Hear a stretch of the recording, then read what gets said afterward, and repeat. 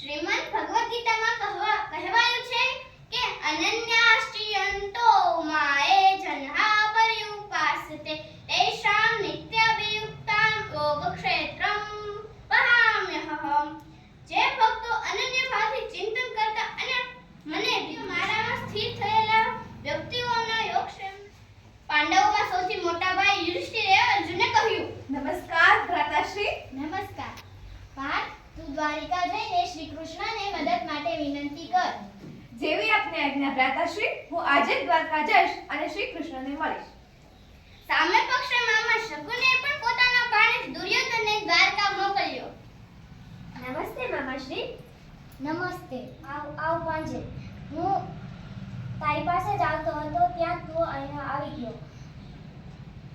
દુર્યોધન, તું દ્વારિકા જઈને શ્રી કૃષ્ણ પાસે મદદ માંગ. જેવી તમારી આજ્ઞા મામાશ્રી, હું આજે જ દ્વારકા જાઉં.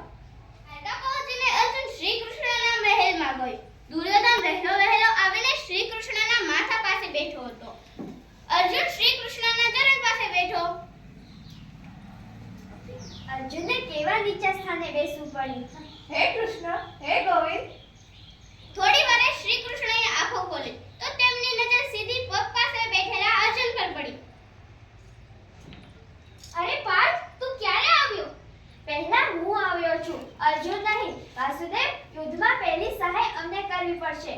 પહેલા તો તું જ હોઈશ, પણ મારી દ્રષ્ટિ પહેલા અર્જુન પર પડી છે અને અર્જુન તારા કરતા નાનો છે, એટલે પહેલા માંગવાનો અધિકાર તેનો છે.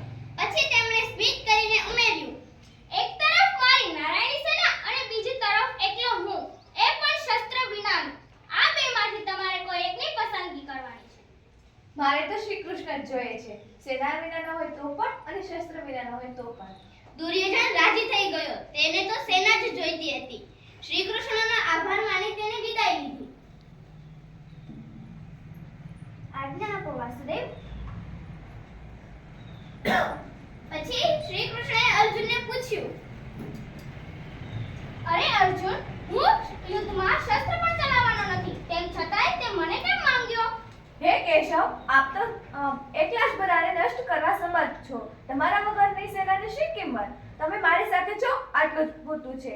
આપ તો સંસારમાં યશસ્વી છો. આપ જ્યારે શો ત્યાં યશ આપનું અનુસરણ કરશે, એટલે જ મેં આપને પસંદ કર્યા.